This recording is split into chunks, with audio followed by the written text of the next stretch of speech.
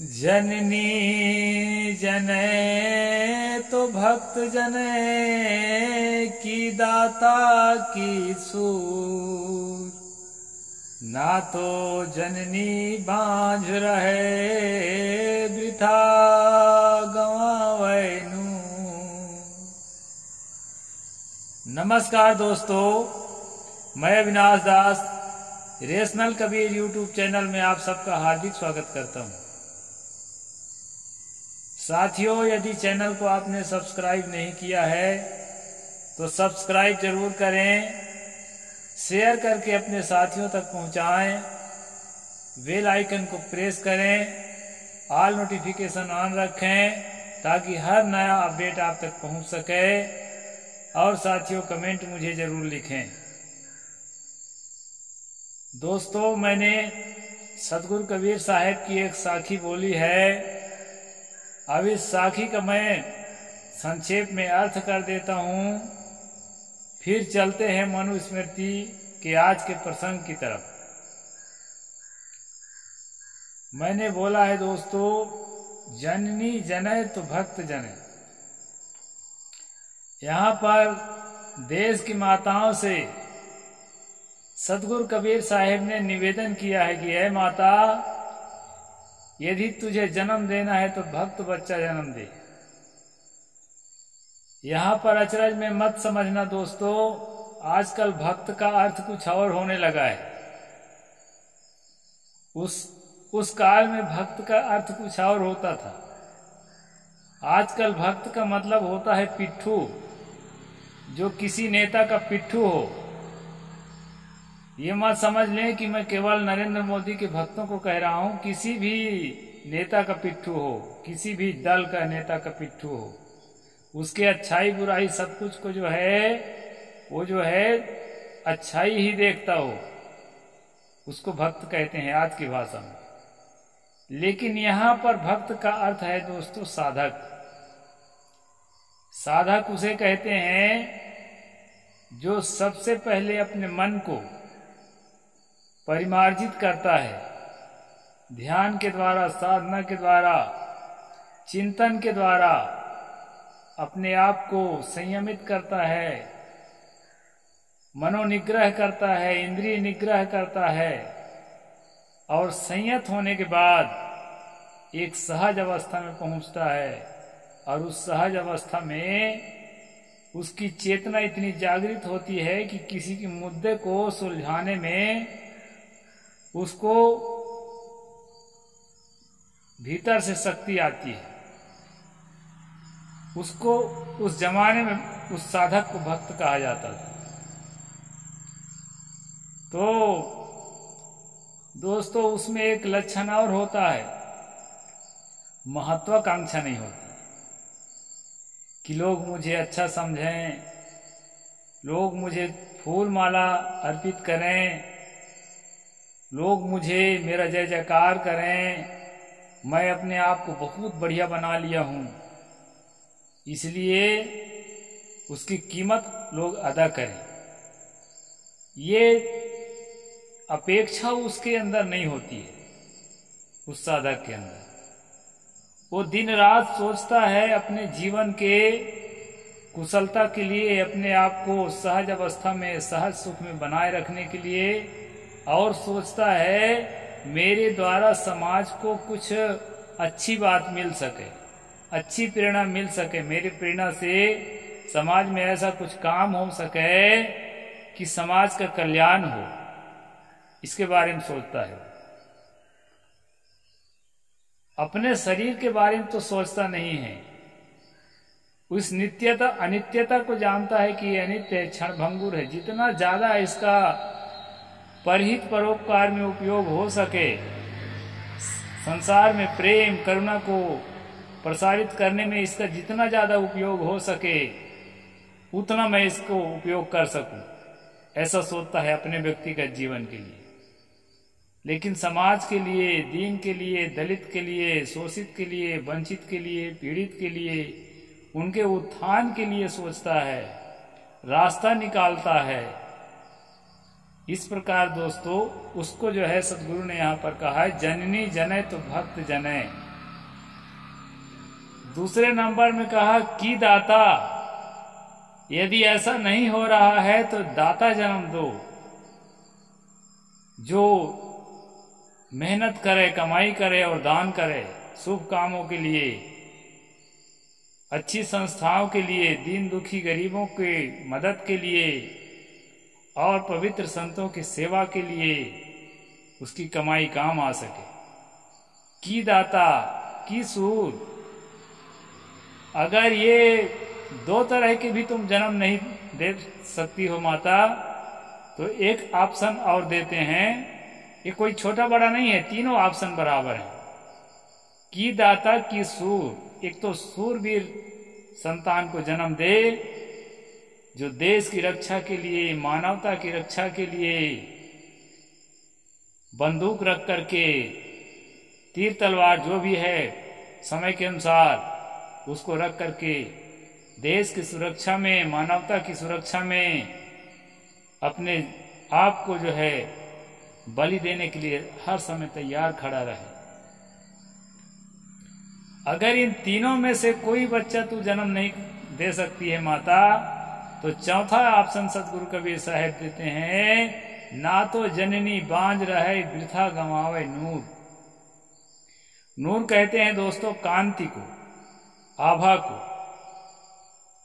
हर आदमी के आभा मंडल होता है, उसके चेहरे के आसपास एक रौनक होती है, एक चमक होती है, एक आकर्षण होता है, कम ज्यादा। तो सतगुरु कहते हैं कि उस आभा को, उस कांति को व्यर्थ में खर्चा मत करो। जानते हैं एक महिला को संतान उत्पन्न करने में कितनी हानि उठानी पड़ती है। केवल आभा कांति ही नहीं चली जाती है, उसकी ताकत चली जाती है, भयंकर कष्ट झेलना पड़ता है। आजकल तो कुछ आधुनिक साधन निकल गए हैं तो कष्ट कम हो गया है दोस्तों। नहीं, प्रसव करते करते मर जाती थी कई महिलाएं। खासकर सबसे ज्यादा खतरनाक पहला प्रसव होता था। अब जीवन में पहला के बाद ही दूसरा होगा। तो हर महिला को इस भयानक स्थिति से गुजर कर जाना पड़ता था। तो सदगुरु कहते हैं वृथा गंवावे नूर। अपने आप को ऐसे वृथा में खपत मत करो, अगर इस तीन प्रकार की पुत्र जन्म नहीं दे सकती हो तो। दोस्तों, सतगुरु कबीर साहब ने यहाँ पर साधक को, दानदाता को और सूरवीर को, तीनों को महत्व दिया है कि इस देश में इस प्रकार के माताओं से अपेक्षा रखते हैं कि ऐसे बच्चे पैदा हों जो साधक हों, कठिन से कठिन स्थिति में अपने आप को झेल करके और जो है परिस्थिति को सुगम बनाने की क्षमता रखते हों, और समाज को, देश को, उसमें आने वाले संकटों को बारीकी से निरीक्षण परीक्षण करके जो समझ सकें और जो है सॉल्यूशन निकाल सकें, समाधान निकाल सकें, ऐसी क्षमता अपने साधना से पैदा करने वाले लोग होना चाहिए देश में। इसको पहला नंबर में रखा है दोस्तों। दूसरा नंबर में जो समाज के लिए समर्पित हों, उसके लिए अपनी कमाई का अंश दे सकें। लोग तो अपने बीवी बच्चा से बाहर जो है 1 रुपया खर्चा करने से डरते हैं। मंजिल दर मंजिल बिल्डिंग बनाएंगे, ईंटा पत्थर जोड़ते चले जाएंगे, भले भूकंप आए, बहरा के गिर जाए, 2 बेटा है और 30-40 कमरा बना के रखेंगे। लेकिन जो है शुभ कार्यों के लिए, पवित्र संतों के लिए, दीन दुखियों के लिए जहाँ खर्च का समय आता है, उनको मदद करने का, संतों की सेवा करने का, वहां जो है हाथ सिकोड़ने लगते हैं। इसलिए सतगुरु कहते हैं कि दाता, की सूर। एक तो सिपाही पैदा करो जो मानवता की सुरक्षा के लिए और जो है देश की सुरक्षा के लिए अपने आप को अर्पित कर सके। इस प्रकार दोस्तों सतगुरु कबीर साहब ने 3 ऑप्शन दिया, और इन 3 ऑप्शनों में से हम किस में आते हैं अपने अपने लिए सोच लो।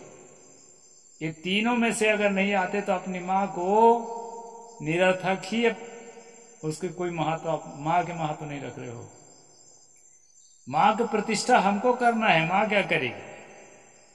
ये तीनों में से किसी एक की माँ हमारी माँ होनी चाहिए, ये संकल्प कर लो। तो दोस्तों अब हम चलते हैं मनुस्मृति के प्रसंग में। कल हमने पढ़ा था कि जो है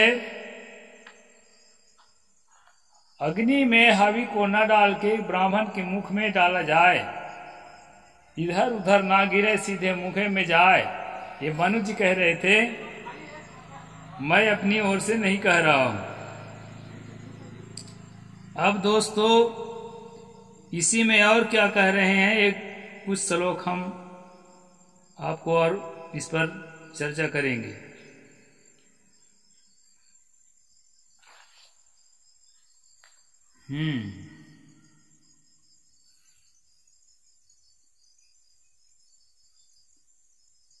हाँ, यहां कहा है उस निधि को चोर नहीं चुरा सकते, शत्रु नहीं हरण कर सकते और न वह कभी नष्ट हो सकती। इसलिए राजा ब्राह्मणों को अक्षय निधि स्थापन करना चाहिए।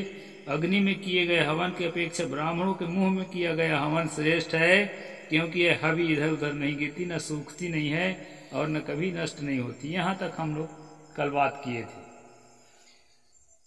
तो यहां दोस्तों दान की महिमा बताई गई है, लेकिन दान देने के लिए ब्राह्मण को ही पात्र बताया गया है। ब्राह्मण के अलावा और किसी को दान लेने का हक नहीं है।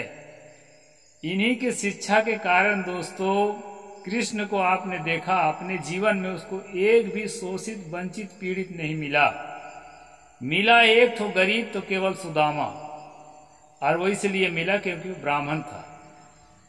गैर ब्राह्मण होता तो उसको भी तड़पते बिलखते मरने के लिए शायद छोड़ देते। तो ये धर्म ग्रंथों का जो है असर जो है संस्कृति पर पड़ता है, इस बात को हमें समझना चाहिए। इसलिए दोस्तों धर्म ग्रंथों में जो बातें लिखी रहती है उसको साधक जो होता है, यहाँ भक्त कहा है कबीर साहब ने, साधक जो होता है इन बातों को ठीक से समझ कर परोसता है पब्लिक में, ताकि जो है उसका मिस यूज ना होने पाए, दुरुपयोग ना होने पाए। यहाँ अगला श्लोक और है दोस्तों इसी विषय पर, मैं उस पर चर्चा करता हूं। सम्मं ब्राह्मणे दानम द्विगुणं ब्राह्मणा पूर्वे प्राधीते शतसहस्रामनंतम वेद पारगे।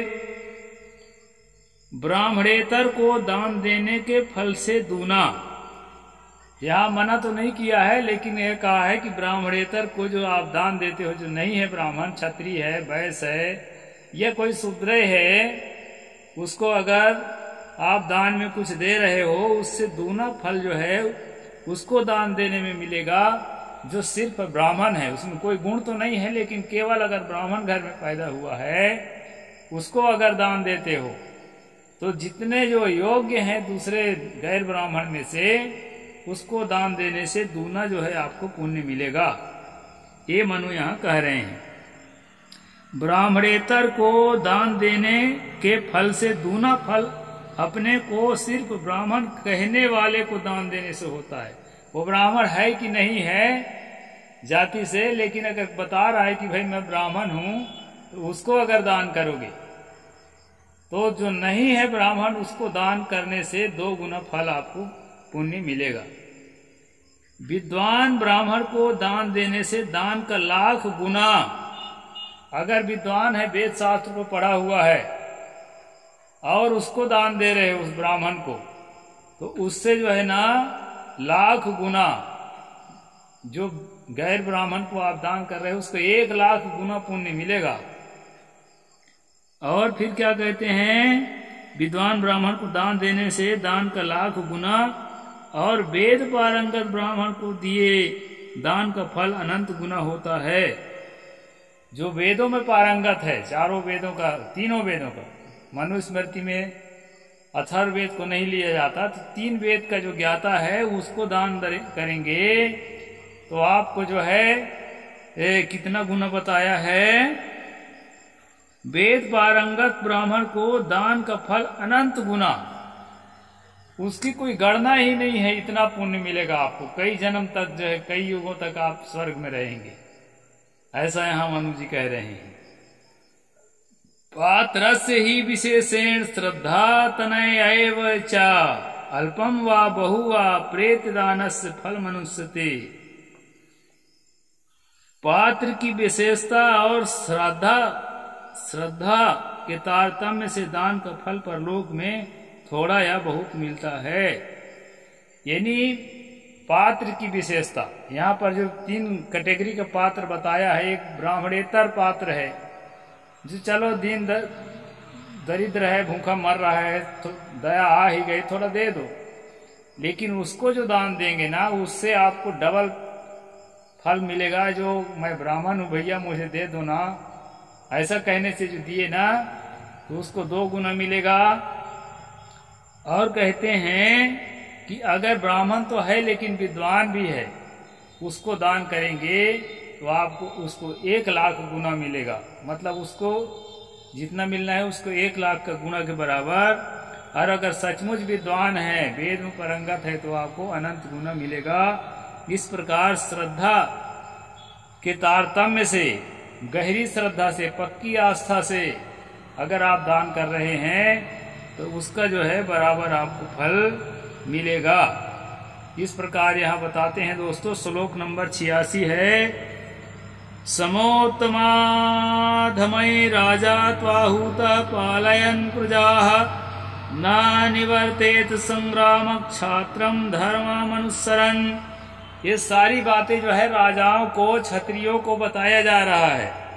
ये बता देता हूं मैं। प्रजा का पालन करता हुआ छात्र धर्म के अनुसार समान बल, अधिक बल या कम बल ही वाले राजा से युद्धार्थ बुलाए जाने पर युद्ध से मुंह न मोड़ें। युद्ध के लिए कोई ललकार रहा है तुमको, तो मुंह मत मोड़ो कहते हैं। तो ये उस समय के हिसाब से है दोस्तों, इसको मैं जायज नहीं ठहराता। एक तरह से मूर्खता है उन लोगों की। युद्ध जो है किसी भी कीमत पर फायदेमंद कहीं के लिए नहीं है। अभी रूस और यूक्रेन के युद्ध को आप लोग समाचारों में देख ही रहे हैं कि इसके लिए कितना फायदेमंद है। अभी इजराइल और फिलिस्तीन के युद्ध को देख ही रहे हैं। अभी थोड़े दिन पहले जो है उसको देख ही रहे थे, अफगानिस्तान को। तो युद्ध में जो है देश जलता है, निर्दोष प्राणी मारे जाते हैं। अभी हॉस्पिटल में बम ब्लास्ट हुआ, देखो ना कितने मासूम बच्चे तड़प कर बिलक कर मर गए।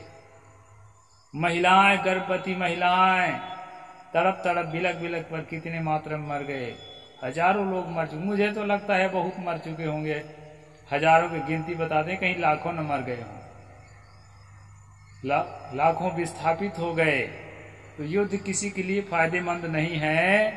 युद्ध नीति का लोग पालन भी नहीं कर रहे हैं। हमास को मारना था तो पूरे गाजा पट्टी को मारने में लग गए।